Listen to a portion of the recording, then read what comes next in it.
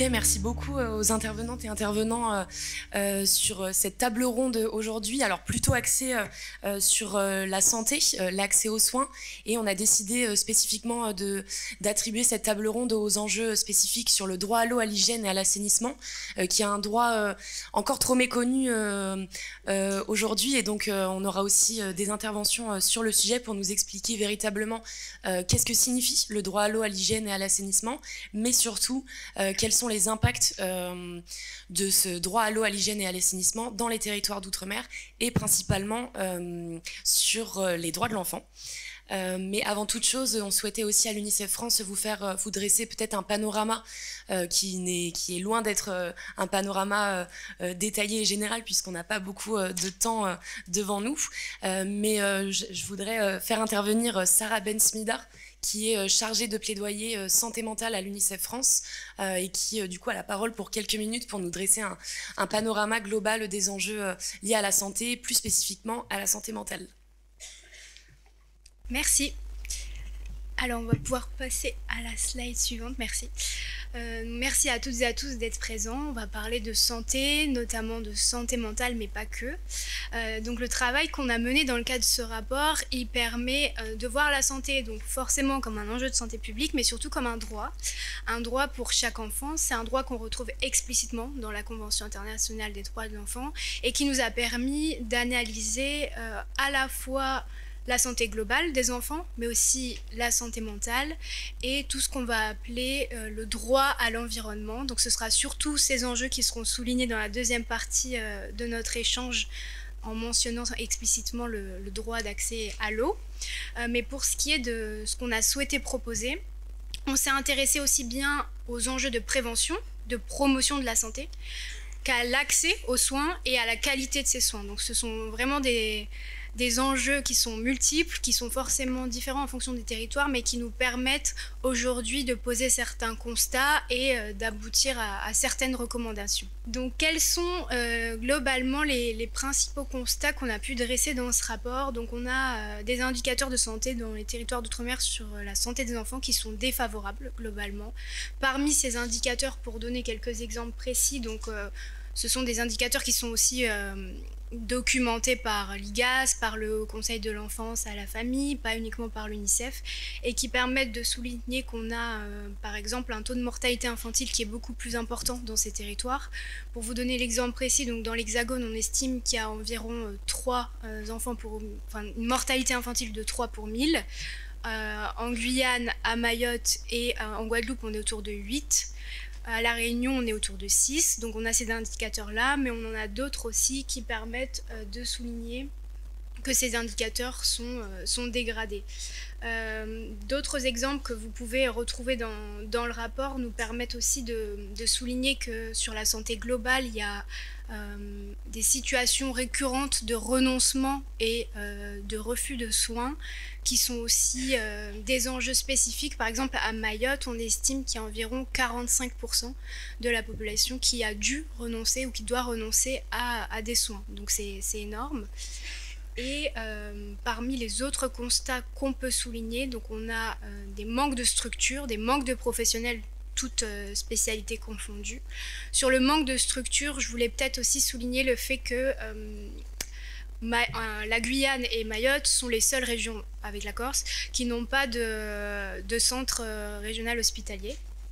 On a aussi des manques de structure qui sont spécifiques sur la santé des enfants, sur la santé mentale des enfants. Par exemple, à Mayotte, il n'y a pas du tout de centre médico-psychopédagogique, donc qui permettrait d'aborder la santé mentale des enfants dans un système qui serait une prise en charge publique. Sur le renouvellement des équipes de médecins, il y a vraiment des enjeux importants. On estime qu'on manque de médecins aussi bien sur des enjeux de santé globale que sur des enjeux de santé mentale. Ça se traduit par exemple dans les Antilles avec un tiers des étudiants en médecine qui, une fois qu'ils ou elles ont effectué un stage dans l'Hexagone, ne retournent pas en fait sur le territoire donc soit Martinique, soit Guadeloupe, où ils avaient pu faire leur apprentissage. Donc on n'a pas ce renouvellement des forces vives en fait pour proposer un service de soins qui soit à la hauteur des besoins. Parmi les autres constats qu'on a pu souligner, il y a évidemment des questions qui soulèvent aussi les procédures pour accéder en fait aux soins, tout simplement. Un exemple précis, c'est celui de l'existence aujourd'hui de procédures, par exemple, d'évacuation sanitaire. Donc, il existe aujourd'hui une procédure entre, par exemple, Mayotte et l'île de la Réunion. Quand on a des enfants qui ont besoin d'une prise en charge qui n'est pas possible sur ce territoire-là, on peut les envoyer donc à la Réunion. Pour autant, si ces enfants ont la possibilité, quand ils sont pris en charge, d'avoir ce transfert, ça n'est pas toujours le cas de leurs parents. Donc là, on ne parle plus seulement du non-respect du droit à la santé, mais on parle aussi des enjeux de séparation des familles, du droit d'être soigné, d'être accompagné par ses parents qui, faute de titre de séjour ou vraiment de procédures administratives, ne peuvent pas en fait accompagner leurs enfants qui vont se faire soigner sur un autre territoire. Donc ça, c'est vraiment des enjeux qui permettent de poser ces constats et aussi ces alertes sur le non-respect du droit à la santé pour ces enfants. On a donc des vulnérabilités qui sont en fait exacerbées par les conditions de vie de ces enfants. En santé, on a toujours d'un côté ce qu'on va appeler les facteurs de protection et les facteurs de risque. Et donc ces facteurs de risque pour les enfants, ils sont multiples dans les territoires d'outre-mer. On a, comme on l'a souligné un peu plus précédemment, mais on a des environnements qui peuvent être très instables du fait de difficultés liées à l'accès à l'eau, on reviendra dessus, à des logements qui peuvent être précaires, à une pauvreté multidimensionnelle. On a aussi des contextes de violence. Quand vous avez des situations de destruction d'habitats informels, forcément ça a un impact sur la santé des enfants. Donc on a vraiment tout ce contexte aussi qui est assez violent et qui a un impact direct sur la santé des enfants. Donc ça, ce sont vraiment des vulnérabilités qui sont spécifiques et qui font qu'aujourd'hui l'état de santé peut être alarmant pour les enfants. C'est des alertes qu'on retrouve directement sur la santé mentale, puisqu'on ne peut pas parler de santé globale sans parler de santé mentale. On n'a pas d'un côté la santé physique et de l'autre la santé mentale. On a vraiment ce continuum qui évolue et qui est forcément impacté par des facteurs extérieurs. Et c'est aussi une alerte qu'on pose dans le rapport, vraiment précisément, l'alerte de la situation de ces enfants en termes de besoins de soutien psychosocial, puisque les besoins sont très importants et en parallèle, on manque de professionnels. Donc il y a vraiment cette urgence qu'on pose plus précisément. Alors parmi les enjeux un peu plus spécifiques qu'on a souhaité souligner, je ne vais pas forcément rentrer dans le détail, mais on voulait quand même prendre le temps de parler donc à la fois de ce qui relève de la prévention, de la promotion et de la qualité des soins quand il y en a. Donc pour ce qui est plutôt de la promotion de la santé, en fait, on a vraiment une alerte qui est posée sur aussi la santé sexuelle et reproductive, notamment chez les filles. On a donc des phénomènes de grossesse chez les adolescentes qui sont beaucoup plus présents dans les territoires d'outre-mer que dans l'Hexagone. Par exemple, les grossesses chez les jeunes filles de moins de 20 ans, ça représente une grossesse sur 10 en Guyane, une sur 20 à La Réunion. Et donc il y a aussi forcément des réponses, des accompagnements, des dispositifs qui doivent être mis en place et qui doivent sous-entendre que cette promotion de la santé et des droits, elles doivent se faire spécifiquement là-dessus. Pour ce qui est de la santé mentale, j'ai un peu introduit le sujet, mais donc il y a vraiment une urgence, puisqu'aussi sur la situation de ces enfants, on a besoin d'une réponse qui doit être la plus rapide possible et dès le plus jeune âge. On estime qu'il y a la moitié des troubles de santé mentale qui apparaissent avant l'âge de 14 ans. Ça, ce sont des informations de l'Organisation mondiale de la santé. Plus tôt on agit, mieux ce sera pour le parcours de ces enfants, qui peuvent être dans un environnement instable qui va favoriser l'apparition de troubles de santé mentale. Sur les enjeux plutôt de prévention, ce qu'on a observé dans notre étude, c'est qu'il y a de nouveaux, ou en tout cas des dispositifs qui sont peut-être parfois plus présents dans les territoires d'outre-mer que dans l'Hexagone pour ce qui concerne l'aller vert. Donc ça va être par exemple la mise en place d'équipes mobiles de soins qui vont se déplacer dans des endroits plutôt isolés pour aller au contact direct de la population. Ça peut aussi être la mise en place de médiation en santé. Aujourd'hui, il n'y a pas de diplôme certifiant la médiation en santé, et pourtant on sait que c'est un outil essentiel qui permettrait aussi d'aller au maximum vers les enfants qui en ont plus besoin. Et enfin, pour ce qui est de la qualité des soins, donc une fois qu'on est vraiment dans cette prise en charge, comment on fait pour avoir des soins qui soient adaptés au territoire et adaptés aux besoins des enfants? On a beaucoup parlé de plurilinguisme dans la table ronde précédente et ce qu'on constate aujourd'hui, c'est que l'offre de santé qu'on peut proposer dans les territoires d'outre-mer, elle ne répond pas au plurilinguisme qu'on observe. Et on n'a pas forcément d'interprétariat systématique, on n'a pas des professionnels de santé qui sont formés et qui peuvent répondre aussi aux besoins des populations.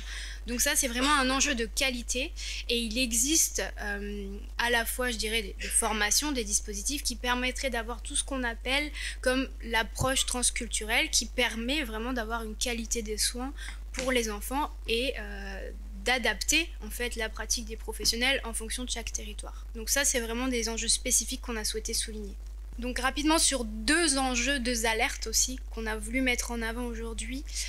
Tout d'abord, c'est la prise en compte de la santé mentale et de la santé périnatale. On ne peut pas parler de santé des enfants sans parler de leur écosystème. Et dans leur écosystème, il y a forcément la santé des parents, des proches, des personnes qui les accompagnent. Aujourd'hui, ce que l'on observe, notamment grâce aux chiffres de Santé publique France, entre autres, c'est que la santé des mères dans les territoires d'outre-mer est plus mauvaise que dans l'Hexagone. On a des phénomènes de dépression postpartum qui sont beaucoup plus présentes et qui ont évidemment des conséquences sur le parcours de l'enfant, les premiers jours de sa vie, et qui vont aussi avoir des conséquences importantes. Le fait d'avoir cette concentration et cette attention sur la santé périnatale, c'est non seulement un enjeu essentiel pour la santé des mères, mais pour les enfants, et en fait c'est tout ce continuum d'écosystème qui doit être favorable et qui permet à l'enfant de se développer de la meilleure façon dans un environnement qui est complètement, on va dire, en phase avec ses besoins. Sur les enjeux plutôt de santé mentale, on a eu un témoignage tout à l'heure qui était très touchant et qui ne peut que illustrer, je dirais, les données qui soulignent vraiment des besoins en particulier sur la prise en charge, mais aussi sur les spécificités de chaque territoire. Par exemple, on sait qu'en Guyane, il y a un risque suicidaire qui est beaucoup plus élevé auprès des jeunes, donc 8 fois plus élevé que dans la métropole chez les enfants, chez les jeunes. Le risque suicidaire, c'est aussi un risque qui a des enjeux sociaux. On sait que vous avez davantage de risques si vous êtes dans un environnement qui fait le lieu de privation, qu'elle soit économique ou pas. Mais donc en fait, il y a vraiment tout ce regard qui doit être porté sur la santé mentale et qui permettrait d'apporter des réponses adaptées. D'autres éléments peut-être sur la santé mentale aussi, ce sont finalement évidemment le rôle des parents, comme je l'ai dit, avec la prise en compte de la santé périnatale, mais aussi le fait de proposer des réponses sur le long terme.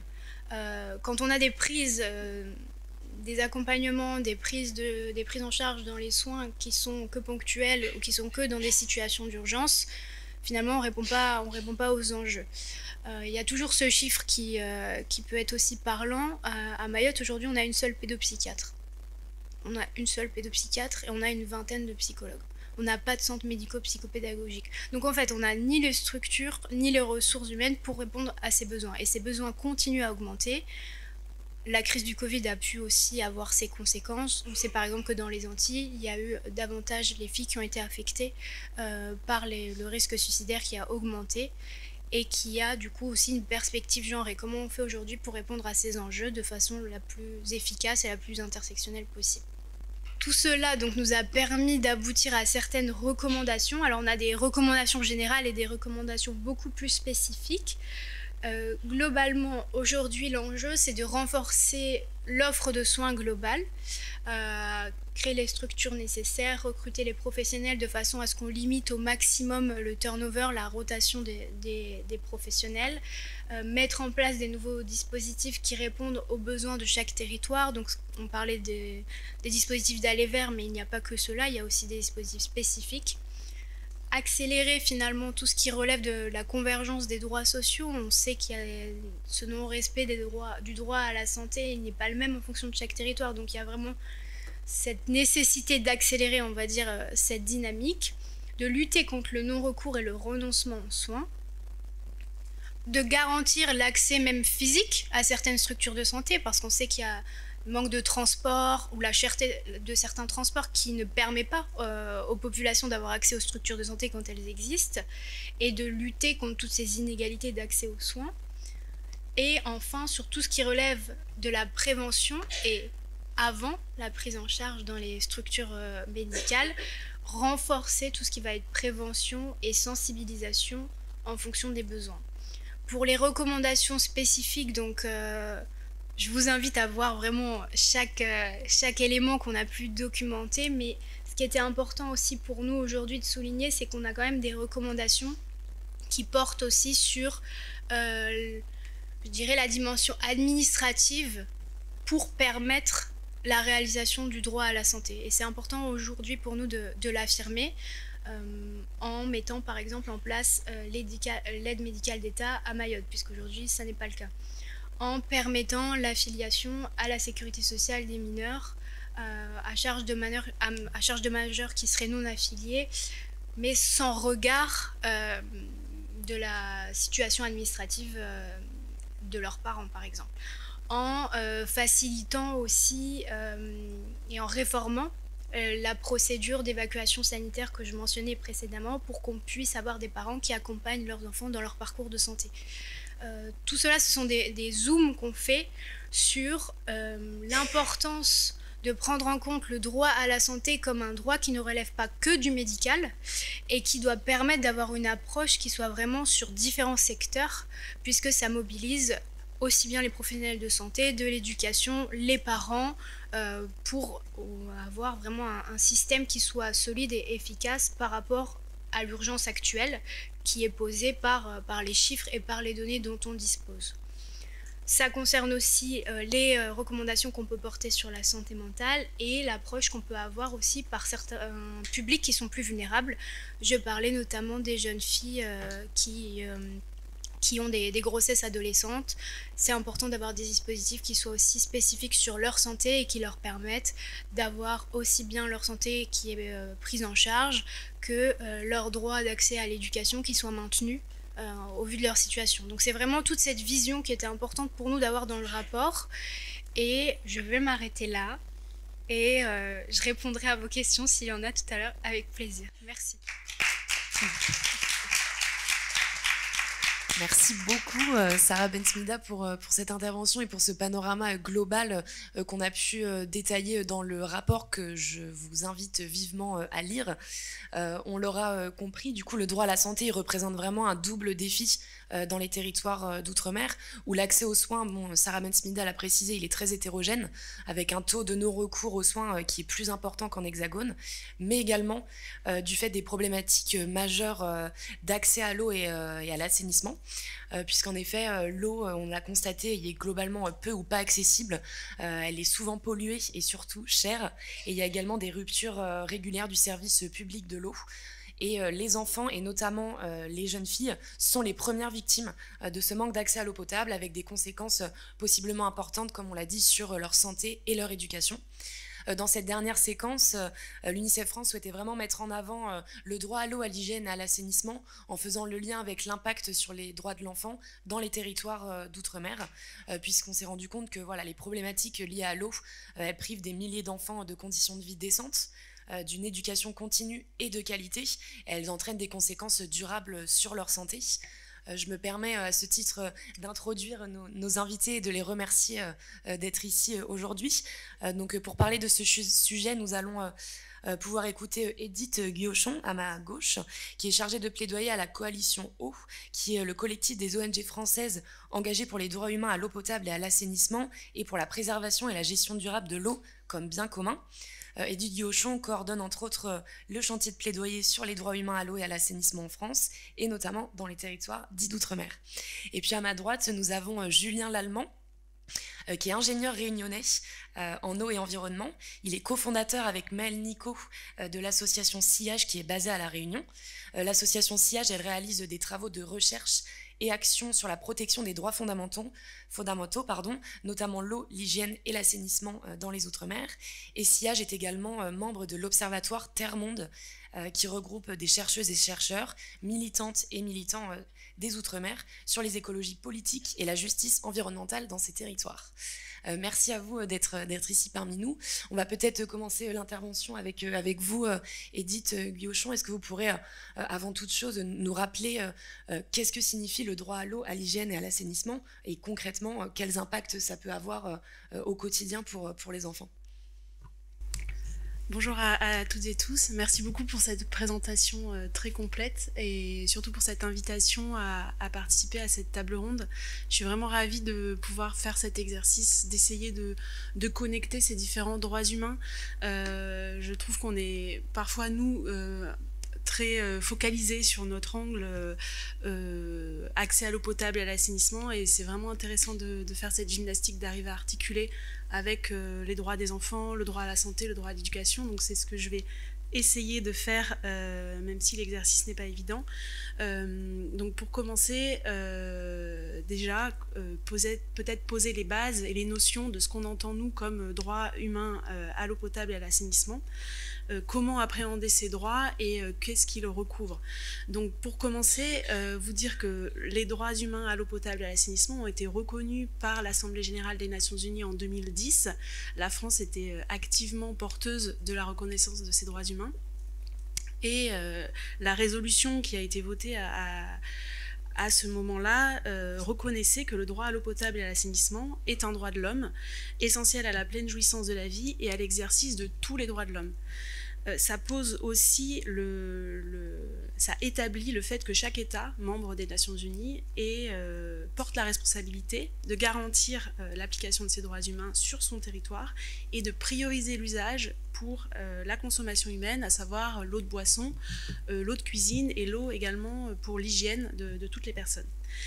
Le contenu de ces droits, il a été précisé ensuite par différents rapports émanant des Nations Unies, et il repose sur 5 critères principaux que sont tout d'abord la disponibilité en eau, le fait d'avoir une disponibilité de la ressource, ensuite l'accessibilité physique à un service d'eau potable et sécurisé, ensuite l'accessibilité économique. Il est essentiel que cet accès à l'eau soit économiquement accessible pour toutes les personnes, quelles que soient leurs conditions de vie et leurs conditions sociales.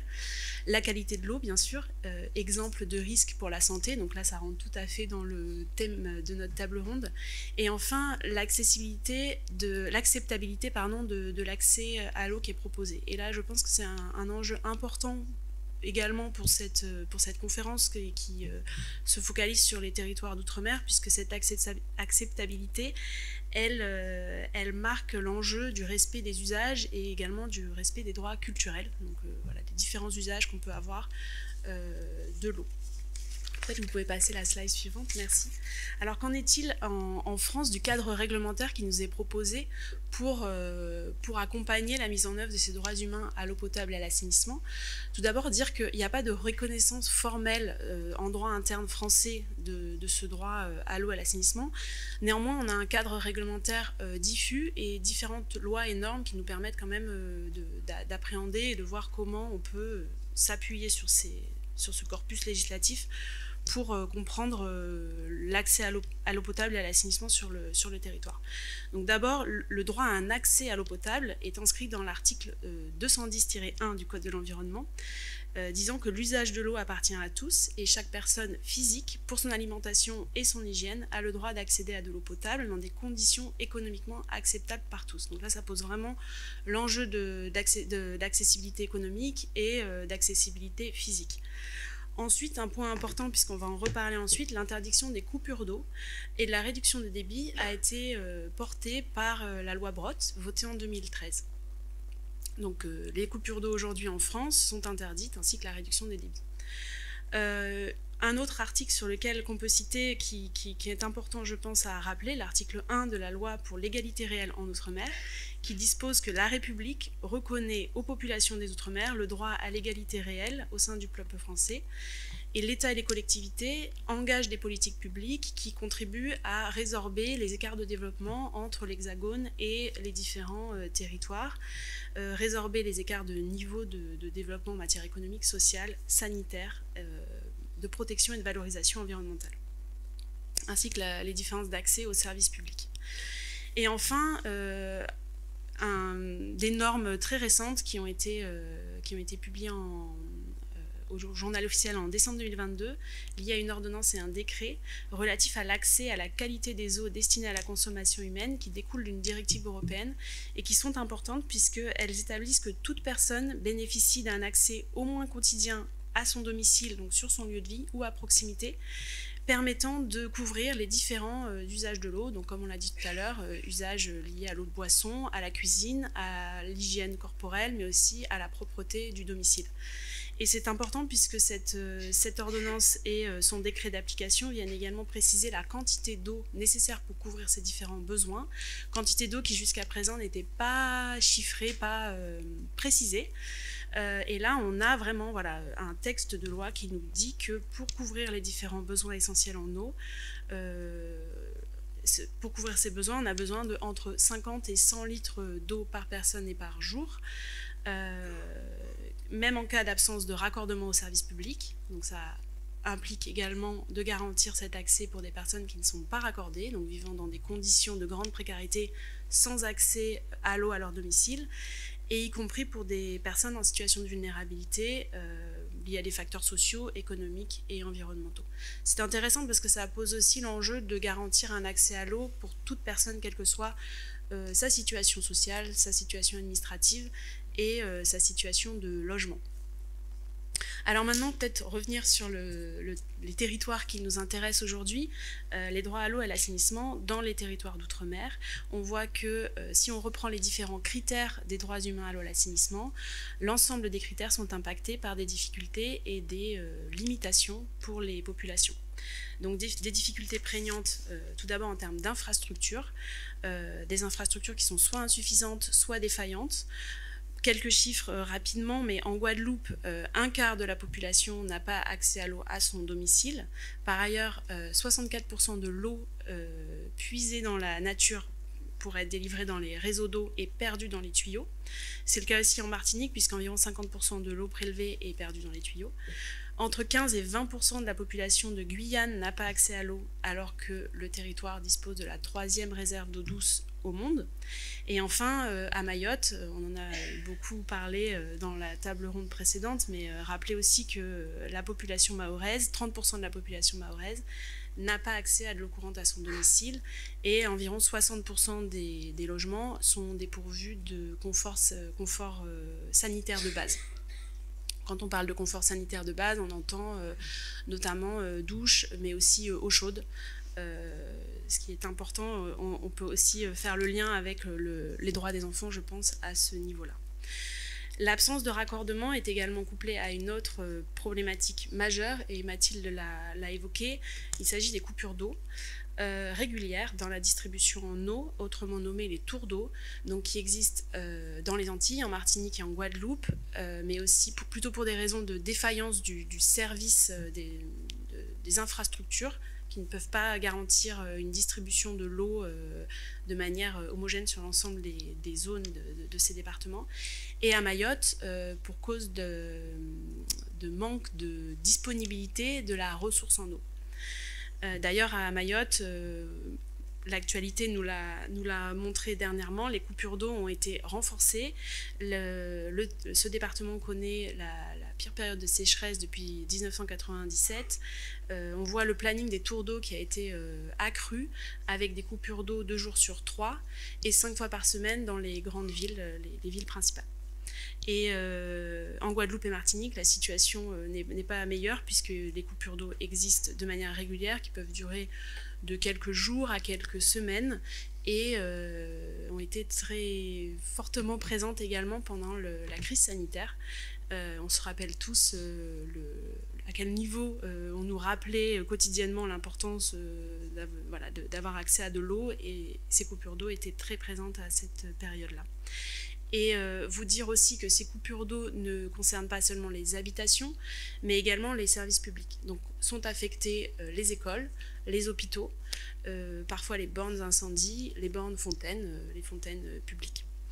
En juillet 2021, 5 rapporteurs spéciaux des Nations Unies préoccupés des droits humains, de différents droits humains, ont interpellé l'État français dans une communication officielle sur les coupures d'eau potable en Guadeloupe et leurs impacts négatifs sur plusieurs droits humains, en demandant à la France les mesures, en interpellant la France sur les mesures à prendre pour pallier à ces difficultés.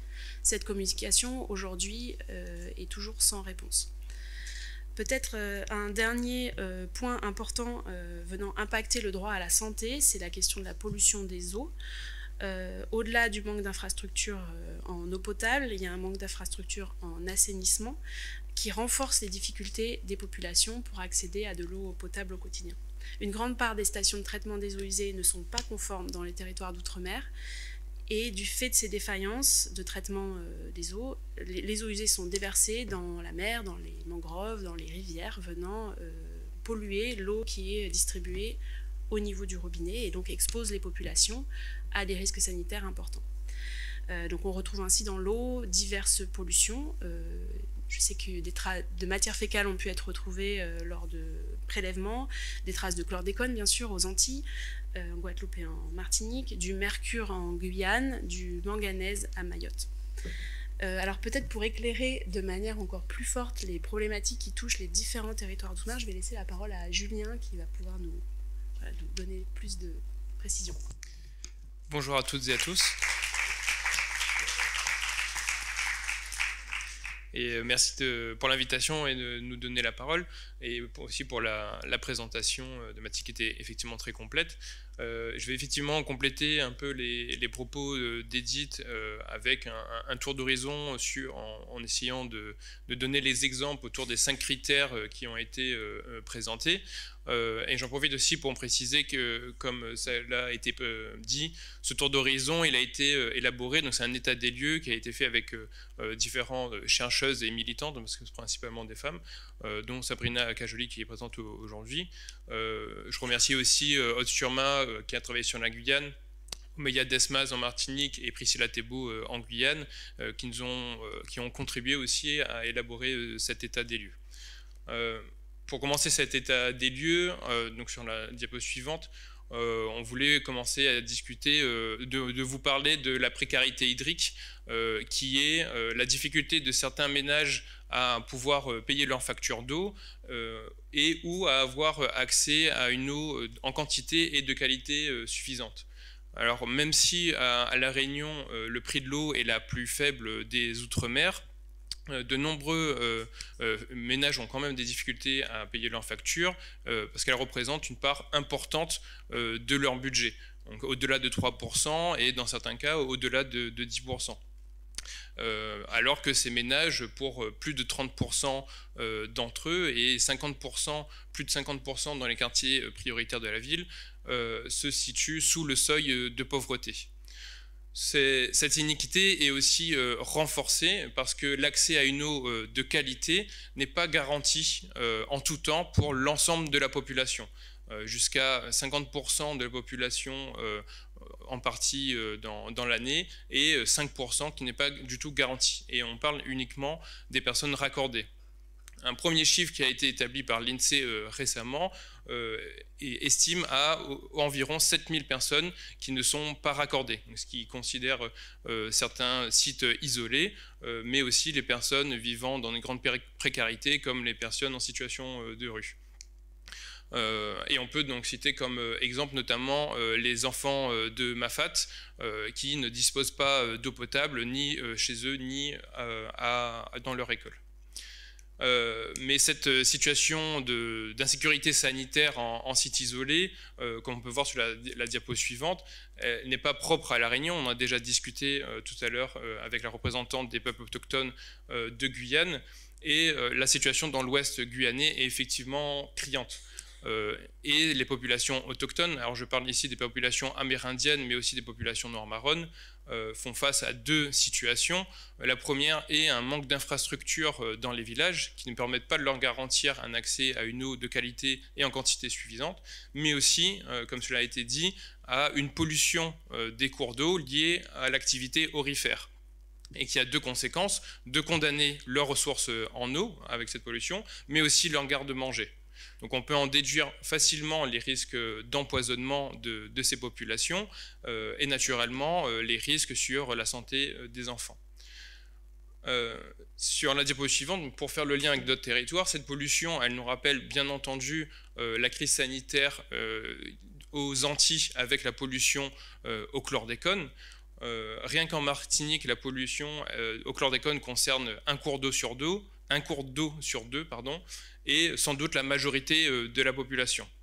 Il y a des études qui commencent à montrer aujourd'hui l'impact sanitaire sur les enfants, notamment pour leur croissance. Et donc, pour faire le lien avec l'Ouest guyanais, au-delà des problématiques de santé, et pour rappeler un autre objectif aussi du développement durable, ces pollutions, que ce soit au mercure ou au chlordécone, condamnent aussi l'accès à un environnement sain pour l'ensemble des futures générations, et donc bien sûr les enfants. Mais cette pollution au chlordécone n'est pas la seule problématique aux Antilles. Et cette fois, pour parler de la Guadeloupe, on peut aussi parler de la précarité infrastructurelle, c'est-à-dire le manque d'infrastructures qui conduit à des coupures journalières et qui peut concerner jusqu'à plus de 90 000 enfants. Et lorsque l'eau arrive au robinet, elle n'est pas forcément potable, et ce qui a des conséquences sur la santé des enfants, mais conduit aussi à des fermetures d'écoles. En Guadeloupe, c'est également le territoire où le prix de l'eau est le plus cher en Outre-mer, ce qui a pour effet naturellement de renforcer les inégalités sur ce territoire et renforcer la précarité des populations. Et pour terminer, on voulait vous présenter la situation de Mayotte, dont on entend beaucoup parler en ce moment, et qui subit également une situation de crise. Comme pour la Guadeloupe, cette situation est finalement juste le paroxysme d'une situation qui est décrite par des ONG, par des chercheuses, des chercheurs, des militantes et des militantes depuis plus d'une dizaine d'années. Et il faut vraiment se poser la question même de l'utilisation du mot crise, car elle est durable. La situation à Mayotte aujourd'hui, à cause des privations de l'eau, conduit à des privations naturellement d'hygiène avec des conséquences sur la santé et qui sont renforcées par des problématiques d'accès à l'assainissement. Jusqu'à 40% de la population mahoraise n'a pas accès à l'assainissement, et aussi avec des problématiques de gestion des déchets. Pour finir ce tour d'horizon, on voulait vous poser une question, et pour revenir par rapport au titre du document de l'UNICEF, comment grandir effectivement dans les Outre-mer, mais comment grandir dans un territoire qui est déjà en crise. Et cette crise qui sera renforcée et qui est déjà renforcée par un contexte de changement climatique, qui va renforcer cette crise, notamment avec les problématiques de sécheresse, mais aussi qui va renforcer les vulnérabilités des personnes les plus fragilisées, et donc les enfants. On peut aussi faire le lien avec les problématiques sociétales. On a parlé de participation citoyenne. Comment on peut garantir une participation citoyenne pour mettre en place des solutions qui sont adaptées à chaque territoire dans un contexte de multilinguisme, avec des institutions qui sont uniquement en français. Et pour conclure, comment on peut garantir l'éducation des enfants et leur bonne santé s'il n'y a de base pas un accès à l'eau et à l'hygiène. Merci beaucoup pour votre écoute.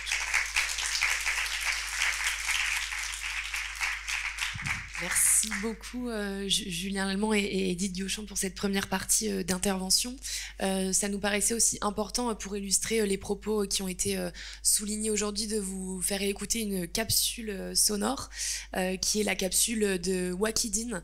Wakidine vit à Mayotte. Il a notamment été bénévole pour l'ONG Solidarité Internationale que je salue, qui est dans la salle aujourd'hui et qui a fortement contribué à ce qu'on puisse recueillir la parole de Wakidine. Et il avait un message à faire passer sur ces conditions de vie liées au manque d'accès à l'eau.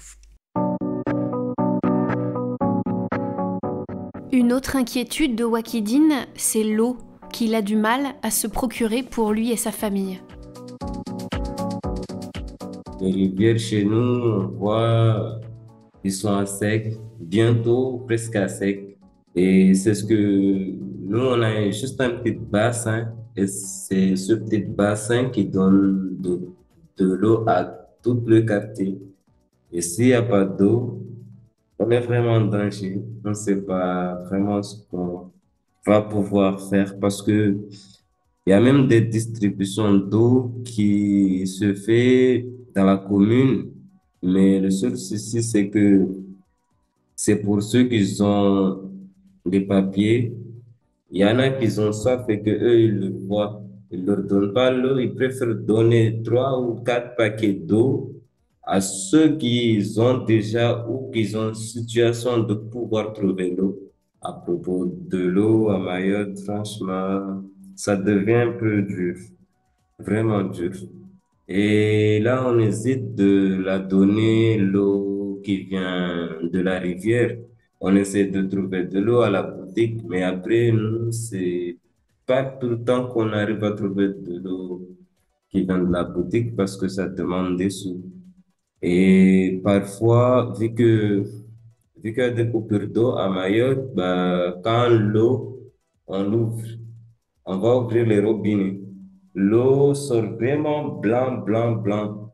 L'eau, elle est pas potable, même si elle sort des robinets. Moi, quand je suis chez moi, dans mon quartier, j'anime, tout le monde me connaît par cœur. Je chante pour les garçons à Mayotte, pour les filles aussi. Je suis un peu polyvalente, je me laisse pas faire. C'est pour ça que je rigole trop, j'aime juste être dans la bonne humeur. Merci beaucoup à Wakidine qui nous écoutera. Alors la capsule est plus longue, on a coupé l'extrait sur l'eau, mais vous pouvez réécouter toutes les capsules sonores sur Spotify notamment. Peut-être un propos pour conclure, et puis après on pourra laisser la place aux questions et aux interventions.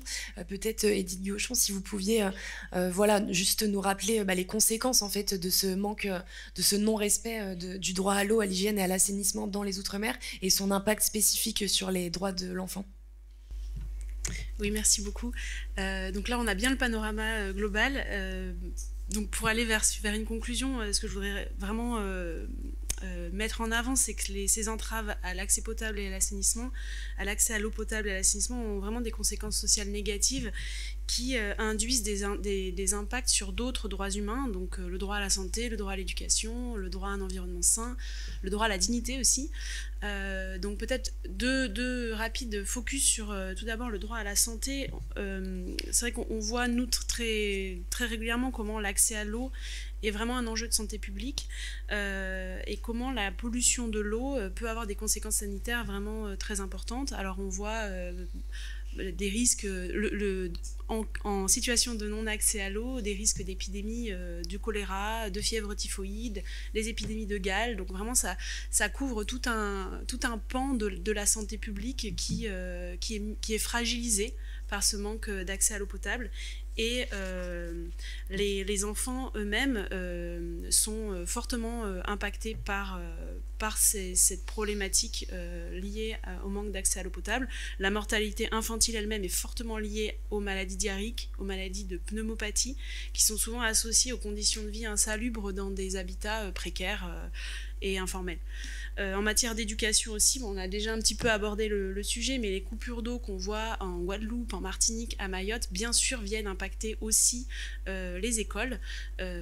On constate la fermeture d'écoles en cas de coupure d'eau de manière très régulière, et ça vient priver des milliers d'enfants d'une éducation de qualité, d'une éducation continue et d'une éducation surtout à un niveau égal aux enfants qui vivent sur le territoire hexagonal. Le défenseur des droits avait d'ailleurs alerté sur la situation en Guadeloupe et en Martinique en considérant que le problème récurrent de l'accès à l'eau était l'une des causes des fermetures successives des établissements scolaires, et considérait que jusqu'à 20% de jours de classe ont été perdus sans pouvoir être rattrapés pour les élèves de ces territoires. Il y a aussi la problématique des toilettes qui fait partie du droit à l'assainissement. Beaucoup de toilettes insalubres dans les établissements scolaires des territoires d'outre-mer.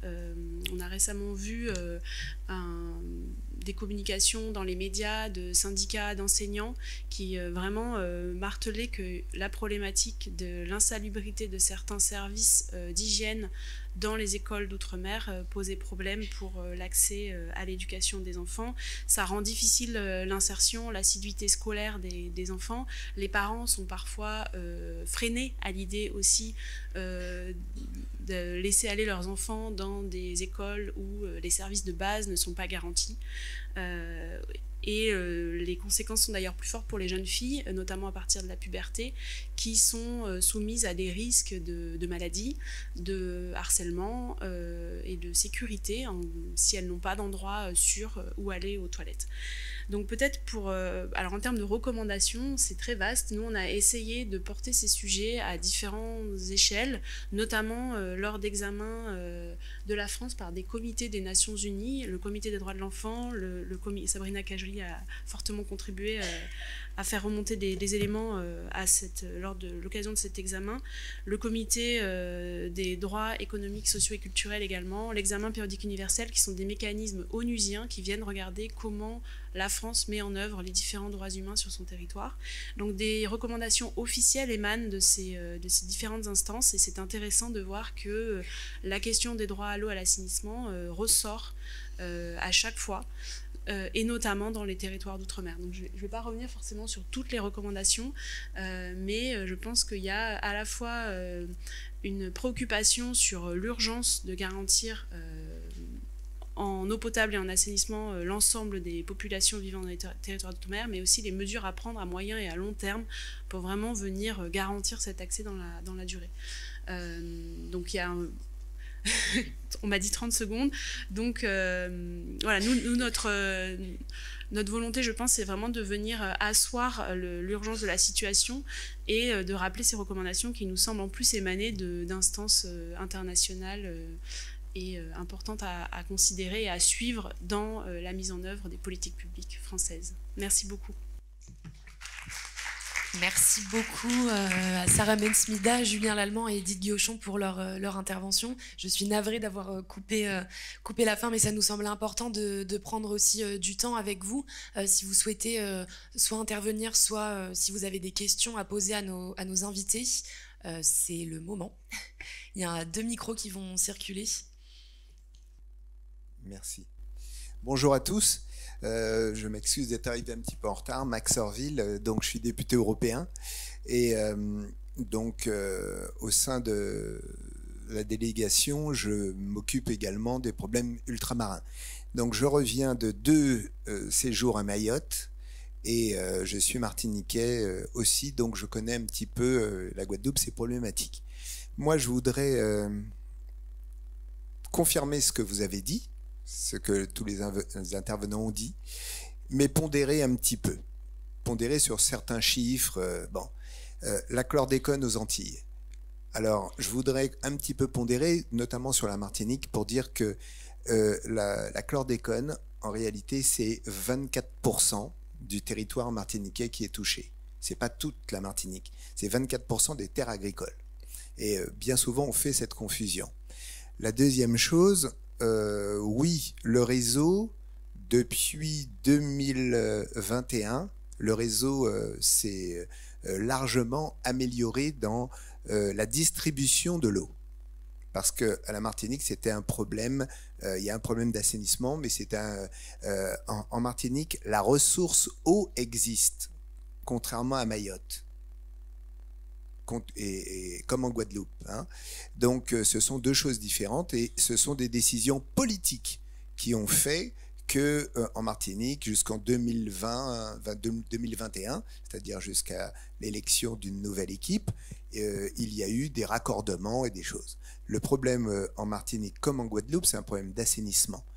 On est en train de focaliser sur la chlordécone, mais une étude tout à fait scientifique qui pourrait vous être transmise explique que l'eau qui sort de l'usine de Vivey au Lorrain est propre, mais comme le réseau est, comment dirais-je, est vieillissant, et il abrite malheureusement 365 molécules pathogènes, ce cocktail qui fait que ça redevient quelque chose toxique pour l'usager. Donc on a focalisé sur la chlordécone. Maintenant, loin de nier ce phénomène parce qu'il a été exact, il faut savoir que l'État a mis en place un test pour pouvoir permettre à chacun de savoir s'il est touché par la chlordécone. Malheureusement, ça ne fait pas recette parce qu'il y a moins de 1% des Martiniquais qui ont fait ce test. Tout le monde parle comment dirais-je, de contamination, mais personne ne fait le test en question. Ce qui ne veut pas dire que ça n'existe pas, hein, mais je veux dire, il faudrait aussi encourager l'usager à faire ces tests, parce que si on veut véritablement avoir des résultats scientifiques fiables, il faut les observer. Même si on constate des explosions de cancer de prostate pour les hommes, puisque c'est 1 sur 2, etc. Mais enfin, ça serait bien de pouvoir pousser à une communication en la matière. Donc, les questions d'assainissement, je rejoins tout à fait la diapo qui est venue tout à l'heure. Le CIOM l'a dit, il faut un vrai plan eau. Et de ce point de vue, l'Europe est tout à fait disposée à aider et à accompagner. Encore faut-il que les collectivités décident de faire de cette question de l'eau et de l'assainissement et du remplacement des réseaux une priorité, j'ai envie de dire, nationale ou territoriale. À Mayotte, le sujet est complètement différent parce que la ressource n'existe pas. Mayotte est frappée depuis le mois de mars 2023 d'une sécheresse sans nom, innommable, et pour laquelle, pour l'instant, on attend une saison des pluies qui n'arrive pas.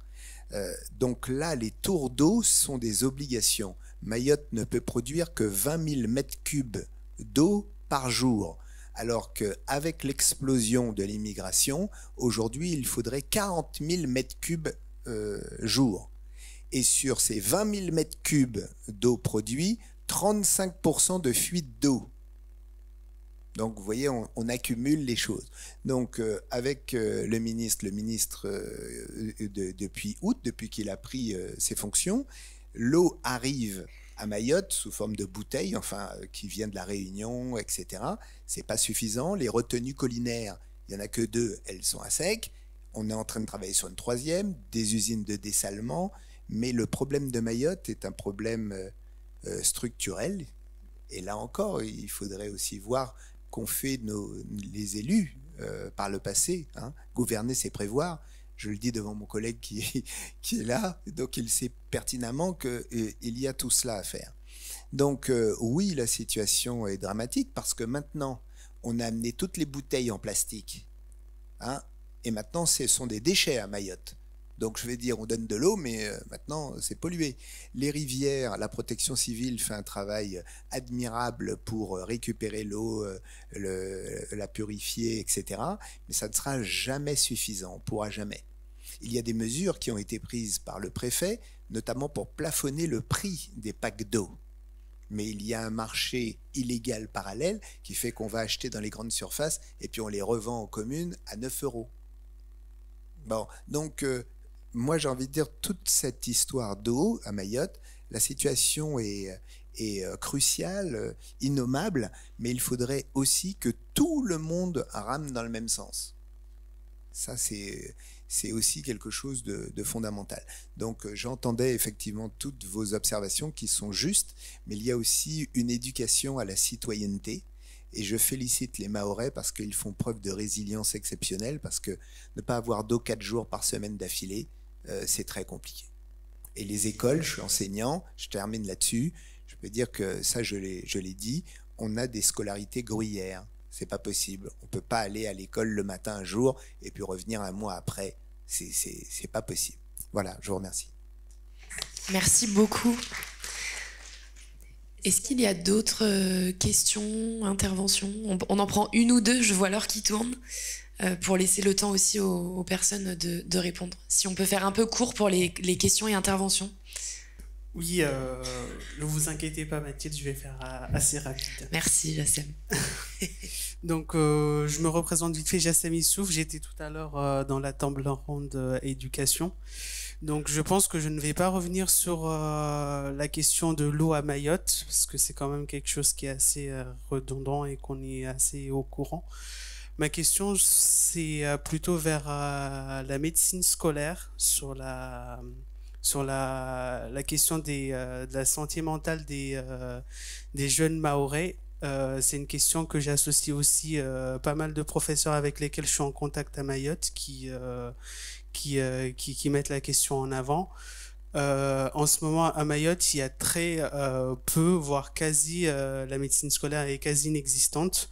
Moi, je me souviens quand j'étais au lycée, on avait une infirmière, donc pas de médecin scolaire ni dans les lycées, ni dans les collèges, ni même dans les écoles primaires. On va pas revenir sur toutes les problématiques que les jeunes Mahorais subissent, mais ça provoque pas mal de séquelles au niveau de la santé mentale.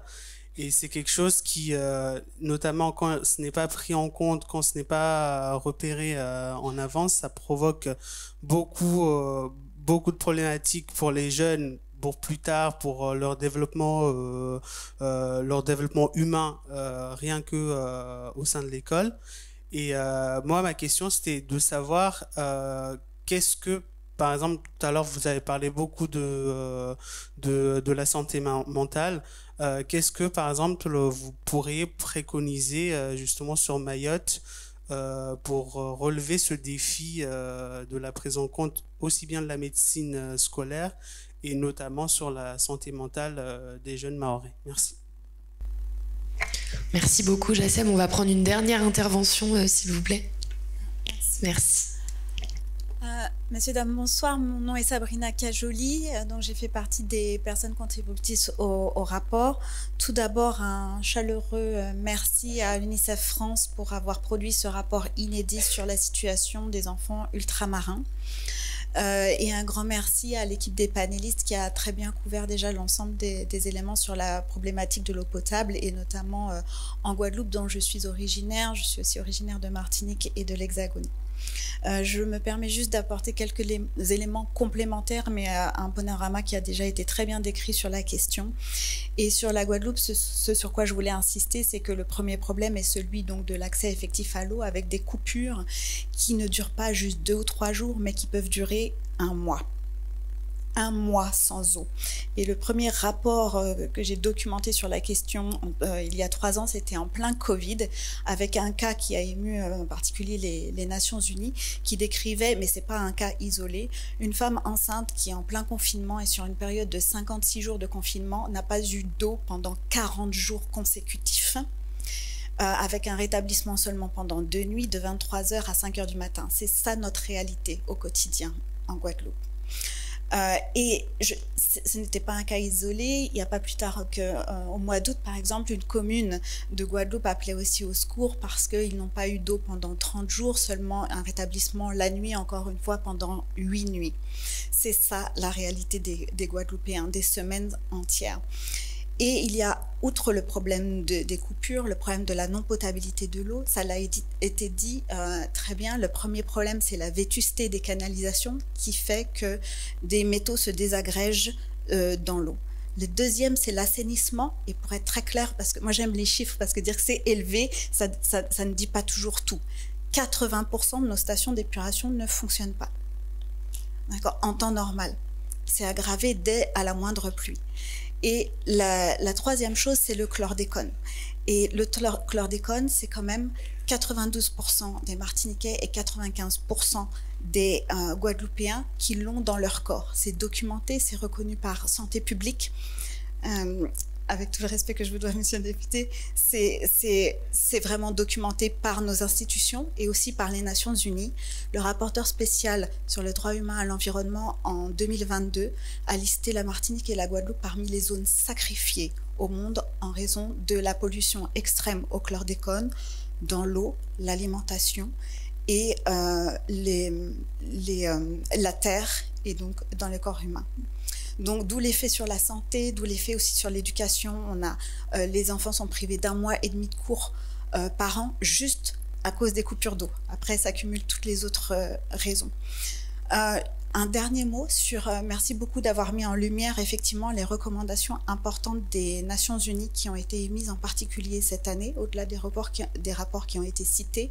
Donc en particulièrement le Comité des droits de l'enfant dès le mois de juin, mais cette recommandation qui exhortait la France à prendre des mesures d'urgence pour remédier au problème de l'eau et de pollution de l'eau en Guadeloupe, mais aussi dans tous les territoires d'outre-mer, pas seulement la Guadeloupe, a été renforcée par le Comité des droits économiques, sociaux et culturels, comme l'a dit Edith, au mois d'octobre, mais aussi par le Comité d'élimination des discriminations faites aux femmes, le 17 octobre, qui, sur les deux problématiques d'accès à l'eau, mais aussi de réparation pour les problèmes du chlordécone, a été très insistante, rappelant qu'en plus les impacts sur la santé des femmes, y compris des femmes enceintes, étaient sous-documentés en matière de contamination au chlordécone. Donc, je conclurai juste sur merci à l'UNICEF d'avoir mis en lumière ça dans son rapport en disant que maintenant, la question, c'est de l'application effective de ces recommandations. Donc, merci d'avoir appelé de vos vœux cette application effective. J'espère que nos pouvoirs publics entendront votre message. Merci beaucoup, Sabrina Cajoli. Il nous reste très peu de temps puisque sinon notre modérateur, Monsieur Wilter, va devoir nous quitter bientôt. Donc je vais peut-être laisser, voilà, si vous voulez répondre aux différentes interrogations. Et puis après, Monsieur Wilter pourra conclure ce colloque. Je ne sais pas comment vous voulez vous partager. Voilà, je vous laisse... Je peux répondre sur la médecine scolaire. Super. Merci Sarah. Merci beaucoup pour cette question. C'est vrai que la médecine scolaire, donc c'est un enjeu important aussi bien sur de la prévention que sur un premier accès aux soins. Aujourd'hui, on estime qu'à Mayotte, il y a 3 postes de médecins scolaires et il y en a un seul qui est pourvu. Donc on retombe sur la problématique des ressources humaines, tout simplement, et du fait d'avoir des professionnels qui soient disponibles face aux besoins. Les préconisations qu'on porte sur la médecine scolaire, elles portent sur l'ensemble du territoire, en fait, puisque la médecine scolaire, elle est en souffrance aussi bien dans l'Hexagone et encore plus dans les territoires d'outre-mer, mais c'est vraiment un enjeu de santé et de respect des droits des enfants, aussi bien sur les enjeux de santé que d'éducation. Donc aujourd'hui, nous, ce qu'on préconise, c'est vraiment de réformer cette médecine scolaire, de la rendre à nouveau existante et de pouvoir avoir des professionnels qui soient intéressés par cette profession, puisqu'il y a aussi cet enjeu d'attractivité des postes, rendre ces postes attractifs pour qu'ils puissent être pourvus, pour qu'on puisse offrir aux enfants les soins et en tout cas la prévention dont ils et elles ont besoin. C'est un engagement qui est obligatoire. Vous avez, quand vous êtes à l'école, des visites obligatoires qui sont prévues pour évaluer votre état de santé. C'est la médecine scolaire qui peut aussi avoir ce rôle sur le diagnostic, ou en tout cas le diagnostic précoce quand il y a des troubles de santé mentale qui se déclarent. Donc c'est vraiment renforcer la médecine scolaire qui aujourd'hui est quasiment inexistante dans tous les départements, encore plus dans les territoires d'outre-mer. Donc vous avez vraiment mis le point sur un des éléments qui relève aussi bien de la prévention que du premier accès aux soins pour les enfants, et c'est très important. Et on a aussi tout un panel, je dirais, de recommandations sur tout ce qui relève de la prévention. La médecine scolaire s'inscrit complètement dedans. Merci beaucoup, Sarah Ben-Smida. Je ne sais pas si Edith ou Julien, vous souhaitez apporter un complément. Très court, une minute à 2 minutes maximum. Merci. Désolée. Allez, chacun. Mais vraiment, il faut tenir dans le temps. Non, mais peut-être juste pour dire, c'était pas vraiment des questions, mais en tout cas des compléments très intéressants. Je pense qu'on peut être apporté à ce qu'on a présenté. Effectivement, c'est pas non plus exhaustif et donc je voulais juste dire que j'étais tout à fait alignée avec les précisions de monsieur le député, et merci Sabrina aussi d'avoir apporté des compléments. Je voudrais partager 2 points. D'abord sur la question de l'assainissement, vous indiquez que, alors c'est dommage, monsieur le député est parti, mais au niveau européen, une directive est en cours de révision, une directive sur les eaux usées, les eaux urbaines résiduaires plus précisément, est en cours de révision. Donc c'est un gros travail de mise à jour de cette directive qui est en cours et qui passe au Parlement européen. Et donc sur les enjeux d'assainissement, une fois que cette directive sera votée au niveau du Parlement européen et de la Commission européenne, la France sera en charge de la transposer, comme les autres États membres de l'Union européenne. Et je pense qu'il y aura vraiment un enjeu à suivre la transposition de cette directive sur les eaux usées et de d'abord voir comment, au niveau de l'État, elle sera transposée, et ensuite comment elle sera mise en œuvre, bien sûr, sur le terrain. Et j'en reviens à le début de mon propos sur cette loi sur l'égalité réelle entre l'Hexagone et les territoires d'outre-mer, voir aussi comment les lois et le droit commun s'appliquent sur les territoires d'outre-mer. Et on suivra avec intérêt voilà, cette nouvelle norme sur le traitement des eaux usées. Deuxième point, la question de l'absence d'eau à Mayotte. Effectivement, c'est un vrai sujet. C'est une chose de gérer les services, c'est une autre de gérer les services quand il n'y a pas d'eau. Et je pense que Mayotte est un peu le cas exacerbé qui nous pousse à nous pencher aujourd'hui très sérieusement sur les modalités actuelles de gestion de la ressource en eau et de comment on fait des liens entre la ressource en eau et nos services publics d'eau et d'assainissement. On a sectorisé le grand cycle de l'eau et le petit cycle de l'eau, c'est comme ça qu'on en parle dans le jargon du secteur eau-assainissement. Je pense que Mayotte est un cas qui nous pousse, et la France entière est concernée aujourd'hui, sur ces modalités de gestion de la ressource et de priorisation des usages, et de quels usages on a de cette eau et comment on la partage de manière équitable, juste en priorisant la consommation humaine pour toutes les personnes sur le territoire. Merci beaucoup Edith. Julien Lallemand en 1 minute, top chrono, c'est parti. Oui, rapidement, pour compléter ce qu'a dit Edith aussi un peu. Tout d'abord, merci pour l'intervention de monsieur le député qui est parti. Effectivement, nos députés européens ont la maîtrise du sujet. Il y a aussi le député Youssouf Oudmarji qui avait fait une intervention spécifique sur le cas de Mayotte récemment. Effectivement, nos données, la présentation d'aujourd'hui n'est pas exhaustive et nous ne pouvons pas être exhaustifs parce qu'il y a un manque de données effectives. De dire qu'il faut encourager les usagers à se faire dépister pour avoir des données, je pense que vu tout ce qui a été dit aujourd'hui sur les inégalités d'accès à la santé ou aux services publics en général, c'est encore renforcer les iniquités sur les territoires. Je pense qu'il n'y a plus à polémiquer sur le chlordécone, qu'on parle de 24% des terres ou d'un cours d'eau sur 2. Je pense qu'on n'est pas à l'échelle près, et je pense que c'est juste qu'il faut traiter le sujet de santé publique actuellement. Par rapport à la problématique d'eau usée, pour compléter aussi, on a parlé d'assainissement collectif avec les stations de traitement d'eau usée qui peuvent contaminer les ressources en eau. Ce problème est pour tous les territoires, avec l'assainissement non collectif également, avec un taux de non-conformité qui peut aller jusqu'à 90% sur les territoires. Encore le cas spécifique de Mayotte où il y a encore 40% de la population qui n'a pas du tout accès à un système d'assainissement, qu'il soit collectif ou non collectif, avec les risques sanitaires et sur l'environnement qui en découlent. Donc c'est aussi des sujets qu'il faut prendre à bras-le-corps, y compris dans le cadre de la directive européenne qui va être bientôt votée. Effectivement, l'Union européenne accompagne les territoires. On parle de solidarité nationale et internationale avec l'Union européenne. Il y a énormément d'argent qui est injecté dans les Outre-mer. Par contre, il faut vraiment se poser la question de comment on va faire avec tout cet investissement sur les territoires.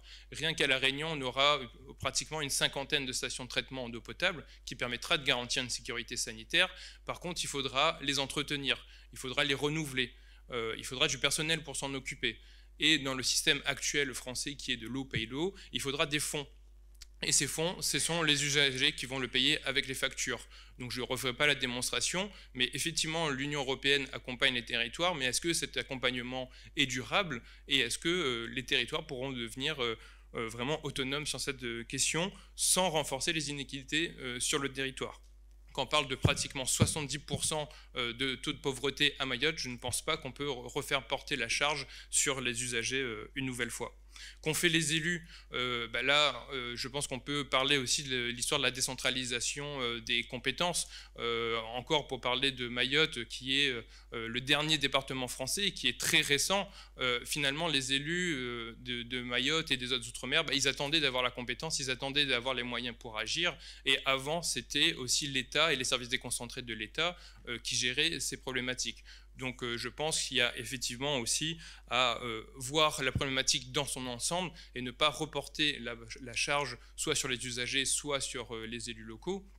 Et effectivement, on essaye d'avancer, donc l'expression c'était ramer dans le même sens. Il y a le plan ODOM qui existe pour essayer de ramer dans le même sens, mais effectivement, on rame, pour prendre l'expression, dans l'autre sens. Et je pense qu'il faut absolument, et c'est l'une des recommandations qu'on a fait avec Coalition Eau, de renforcer ces dispositifs pour qu'on puisse effectivement avancer de façon plus efficace sur ces territoires. Merci beaucoup. Bien. Encore une fois, la synthèse n'existe pas. Il y a trop de richesse de contribution là-dedans. Je voudrais juste dire, d'une part, vous remercier 1000 fois de m'avoir invité là-dessus, les choses que j'ai pu apprendre. Je travaille pas mal sur l'outre-mer, mais ça reste des questions qui sont fondamentales et qui méritent, d'une part, des données qu'on n'a pas forcément, et ensuite un vécu, y compris l'implication. Chacun parle de sa fenêtre. Et chacun est légitime dans ce qu'il dit. Ce qui ne veut pas dire qu'on soit forcément d'accord sur tout, parce que la vision du constat n'est pas forcément la même partout. Et je vais dire 2-3 choses quand même par rapport à l'eau, parce que on a fait une commission d'enquête sur l'eau, parlementaire sur l'eau. Alors Max Orville n'est plus là, mais je remercie sa contribution. Il y avait Elie Califère depuis la Guadeloupe qui était là aussi tout à l'heure, je voulais le saluer. La question n'est pas de savoir la faute à qui, mais quand même. Quand même, parce qu'à un moment donné, on a ce sentiment qu'on est face à un État qui ne fait jamais rien et que le reste du monde est vertueux. Je ne suis pas d'accord avec vous sur Mayotte. Il y a une carence des élus locaux dans l'entretien du système. Les 20% les 40% de fuite, ça n'est pas normal. Le fait qu'il y ait des usines de dessalement qui ne fassent pas leur office, il y a sans doute des questions à se poser par rapport aux compagnies qui ont assumé les investissements, mais il y avait quand même des décisions qui ont été prises. Le fait qu'à la Guadeloupe, il n'y ait pas une station d'épuration qui fonctionne, c'est aussi parce qu'il y a eu des choix technologiques faits par les élus locaux qui sont complètement ineptes et qui font qu'il y a du sable dans les filtres. J'ai été sur place au moment de là. J'ai bien vu ces filtres qui sont complètement bouffés par le sable. Donc, le qui du pourquoi du comment, je ne veux même pas le savoir. Si jamais il y a des problèmes, ça s'appelle l'article 40 et j'imagine qu'il y a eu quelques procédures. D'ailleurs, j'ai rencontré un monsieur qui était charmant avec un bracelet électronique qui avait été très impliqué dans la gestion de l'eau en Guadeloupe et qui pouvait témoigner de l'endroit où il était. Mais voilà, les choses ne sont pas si simples. Est-ce que ça veut dire qu'il suffit de dire c'est pas la faute à tout le monde et à personne à la fois pour s'en résoudre? Non, évidemment. Évidemment, il faut avancer par rapport à cela. Il faut avancer parce qu'il y a aussi... Je ne sais pas si on répond aux préoccupations de l'ONU, mais enfin, on a mis 250 millions d'euros sur l'eau en Guadeloupe et 100 millions d'euros sur l'eau à Mayotte. Et c'est pas suffisant. Et c'est pas suffisant parce que le renouvellement du système et de l'or en Guadeloupe, je crois qu'on l'a chiffré à peu près 2 milliards. C'est 2 milliards, on est d'accord. Et on sait qu'on ne pourra le faire qu'en 10 ans, parce qu'en réalité, la structure économique ne peut pas répondre plus vite, donc il va falloir financer cela. Il y a aussi des problématiques qui sont complexes. L'AME à Mayotte, moi je suis pour. D'autres sont pour, mais pas que pour des bonnes raisons. Ils sont pour savoir quelle est la dépense qui est faite au profit des personnes en situation régulière. Et ne croyez pas que c'est uniquement dans un but totalement philanthrope. C'est aussi pour mettre en lumière quelle est la dépense. Donc je pense qu'il faut... Mais on revient toujours à ces réalités complexes qui sont derrière.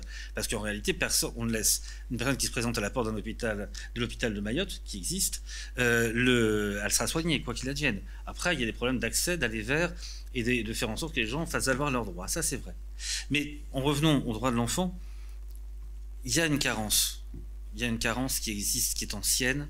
Il y a un rattrapage dont on peut estimer l'effort et la pertinence à l'aune des choix que les uns et les autres font.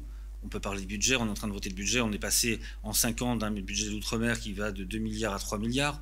C'est sans doute pas suffisant, mais c'est quand même un peu plus. On est passé d'un budget global de l'État qui passe de 17 milliards, enfin en faveur des Outre-mer, parce qu'il n'y a pas que le budget Outre-mer, qui passe de 17 milliards à 22 milliards, et c'est sans doute tout à fait insuffisant pour rattraper en effet les retards qui se sont accumulés d'année en année. Mais pour autant, il y a un effort qui est fait et qu'il faut poursuivre. Encore une fois, chacun parle de sa fenêtre, et j'imagine bien que ma fenêtre à moi est particulière et peut être contestée. C'est même le but de tout débat démocratique. Je crois, par contre, il faut avoir cette espèce de conscience aussi, dans l'idée que je crois que la conscience de la réalité n'est plus la même qu'avant, qu'elle s'est améliorée, je le crois véritablement. On parle de Mayotte aujourd'hui avec peut-être une vision plus lucide, en tout cas plus informée, plus argumentée, comment on appelle ça, zut, renseignée, voilà, c'est ça le terme que je cherchais, plus renseignée qu'avant, et c'est vrai dans d'autres domaines. Sur la santé mentale, je suis totalement d'accord avec vous. On est sur même plus des carences, on est sur des béances. On a un travail qui est en route. Je vois qu'il me reste encore 2 minutes par rapport aux horaires que je t'ai fixés. Donc j'essaie de les utiliser, au moins utiliser une. Vous savez, en ce moment, il y a un débat qui est en cours au sein de la délégation à l'Outre-mer sur les évolutions institutionnelles des différents territoires. On sait très bien qu'on sera à peu près sur du cousu humain partout par rapport à nos souhaits. En fait, je pense que quand on parle des évolutions institutionnelles ou statutaires, pour inverser les systèmes, c'est pas savoir quelle est l'institution qui va bien, c'est savoir quels sont les problèmes et quels sont les outils institutionnels ou statutaires qui permettent de les résoudre. Et en matière, dans tous les sujets qu'on vient d'aborder, en particulier sur le droit de l'enfant, je pense qu'il y aura besoin d'une sérieuse rénovation. Et ça, j'en suis bien convaincu. Merci beaucoup. Merci beaucoup à toutes et tous pour ces échanges, pour ces interventions qui ont été très riches. Du coup, j'ai l'honneur de clôturer ce colloque. Merci beaucoup aux intervenants. Merci à toutes et tous d'être ici parmi nous aujourd'hui pour parler des droits de l'enfant dans les territoires d'outre-mer. On l'a dit, c'est une première étape. On espère vivement ensuite travailler avec l'ensemble des acteurs dans les mois, voire dans les années à venir. C'est en tout cas notre volonté. On se tient à disposition de l'ensemble des acteurs, des pouvoirs publics pour pouvoir mener à bien ce projet qui est précieux et qui nous tient particulièrement à cœur. Merci beaucoup.